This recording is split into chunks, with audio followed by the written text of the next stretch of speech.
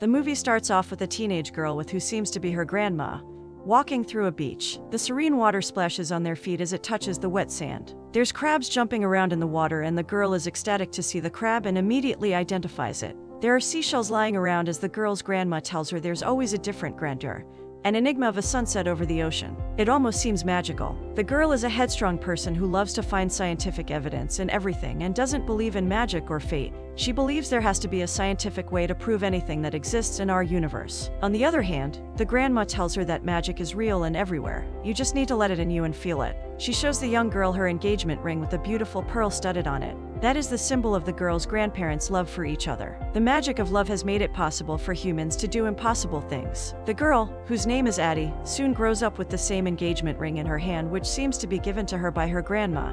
She is in the car with her dad, who tells her to give herself some rest and not get too engrossed with work. They're planning for a wedding happening soon. She goes to a ring store to pick up the wedding bands for her sister and future brother-in-law. The manager there is astonished by the beauty of her grandma's ring that she wears as a keepsake. He even offers to appraise it, but she cordially declines as she doesn't want to lose her ring. Not only is the ring her grandma's lucky charm for her, the beauty it holds is priceless too. Addie and her dad then go to her sister, Kate's, workplace where she's doing the final fitting for her wedding dress. The bride is way too engrossed in her work and Addie is exhausted because of it. She quickly relieves Kate of any work duties so that she can enjoy her wedding and honeymoon. She promises Kate that she'll handle all of her work for her. Addie happens to be her sister's maid of honor, and as a gift, Kate announces her as a full partner in her company. Addie is shocked and gets all emotional and teary at her sister's love as well as trust for her. Kate tells her that if it weren't for her, things wouldn't go so smoothly and that she deserves it. She's out of words and tries her best to calm down. Even though she's happy, she's also stressed about how she's going to handle the workload. Soon the family goes to a beach resort in Hawaii for the wedding.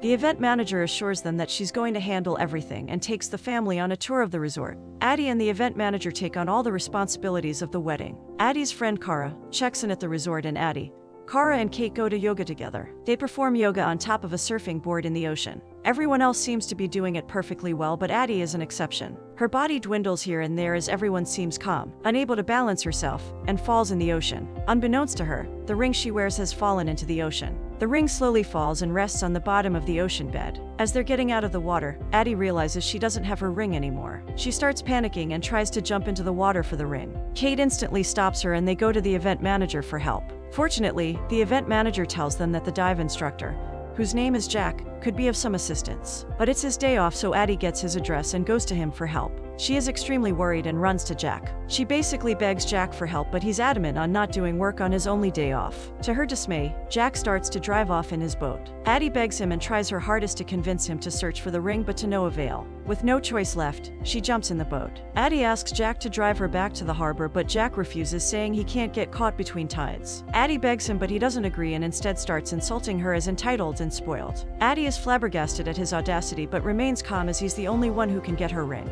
Addie tells him she needs to plan her sister's wedding, but he pays no heed to it and instead starts bickering with her. Addie is really annoyed by Jack but keeps a low profile. Back at the wedding brunch, Kate gets worried about Addie not showing up. Desperate to get to her wedding obligations, Addie jumps off the boat when it's near the resort. Her family teases her for spending time with a handsome hunk and she just shrugs and walks away to get changed. The next day, Addie meets Jack and they plan to go find the ring together. She gets a call and excuses herself for a minute, just as the event manager talks to Jack about how he can't shut the world out for what happened to him. Just then, Addie goes on to show Jack a picture of the ring, and just like everyone else, he is astonished to see such a magnificent ring. Addie goes to explain how it's of utmost importance to her as it was from her grandma, who was very special to her. The ring is said to have magical properties and to bring good luck. Jack realizes Addie isn't as snobby as he thought and just desperate to find the last souvenir from her grandma. Jack assures her that he'd find the ring and they proceed to walk to the shoreline together to find the ring. Addie asks to dive together with him to find the ring, but Jack refuses, saying she'd just make him slow.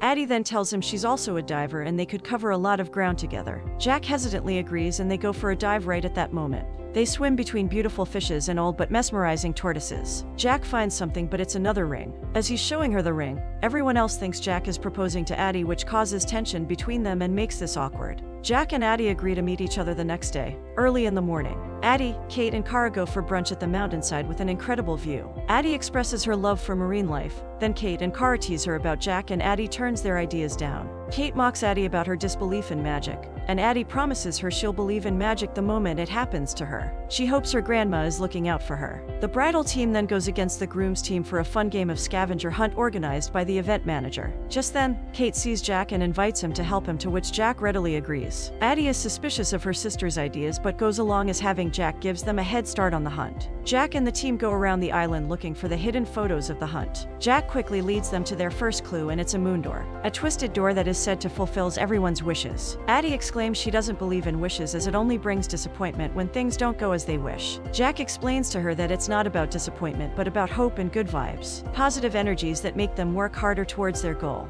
After hearing Jack, she agrees to make a wish and does so. They soon find the other clues quickly, where they get to know Jack much more than he lets on. The bridal team wins the scavenger hunt and Kate tells Addie to go on date with Jack. She quickly denies, saying there's no chemistry between them and besides she's too busy. Kate gets an idea and invites Jack to her wedding. Addie anticipates Jack to decline since he's so busy, but Jack agrees, saying he can't refuse the bride's request. One part of her is excited while the other doesn't want to waste her time. Jack and Addie go diving again to find the ring. They pass through reefs and have lots of fun. They sadly don't find the ring, but Addie opens up about how she was really heartbroken from a previous breakup and hadn't dated anyone ever since. That's when her grandma gave her the ring, saying it would only bring her good luck and positive energy. Jack agrees with her and tells her if she isn't comfortable with him at the wedding, he wouldn't go, but Addie says she doesn't mind. Jack leaves, saying he has a date to attend to. Addie is surprised at the revelation and also a little disappointed. Jack tells her they'd look for the ring again the next day and Addie agrees. Addie gets an invite to go to a marine facility and happily agrees to the offer. She goes there and chats with the head of the facility, who invites her to feed some of the animals there. Addie is reeling with joy and delighted to get that opportunity. There she meets Jack again, and the date he was referring to is none other than feeding the fishes at the marine facility.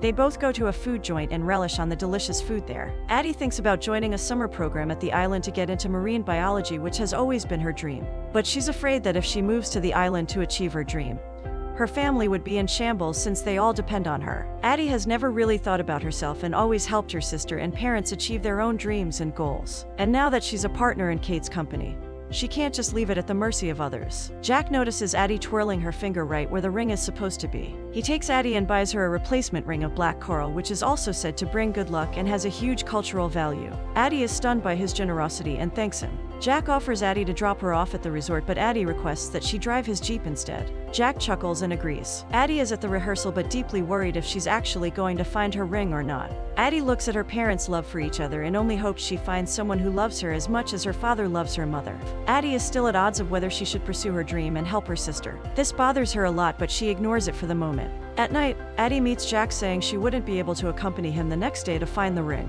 since it's the wedding day. Jack asks her not to leave the island, but Addie has already made her commitments. Jack expounds that if she loses the summer program, then she would end up just being a supporting character in her own story. Addie tells him she's afraid of what will become of her family, but Jack tells she should go for her dreams. Jack invites Addie out for a night sail and she agrees. They swim through the ocean at night with nothing but the moon gleaming. Jack tells Addie that with all his money saved up, he'd soon start his journey of sailing all over the world. He tells her how after his mother died, he and his father planned to go on a world trip.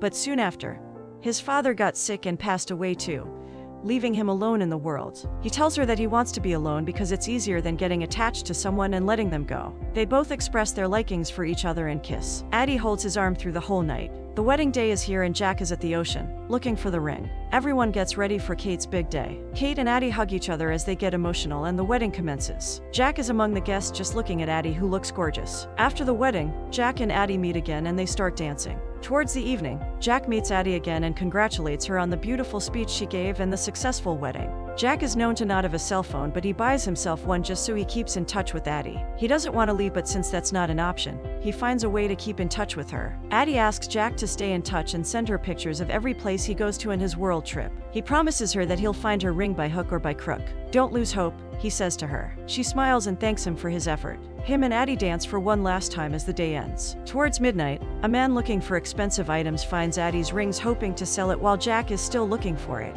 The next day, Addie packs up and leaves with her family. She's hopeful that Jack might come to bid her goodbye one last time and glances here and there for any sign of his. Addie and her family leave the resort and Jack is disappointed as he still can't find her ring. Addie misses Jack and constantly checks her phone. At the resort, the man who found the ring tells Jack he'd like to do the right thing and return it to the owner, but for a fee. The ring costs a lot, so the fee is high too, but Jack tells him he'd pay it. The event manager is shocked at the price but agrees with Jack.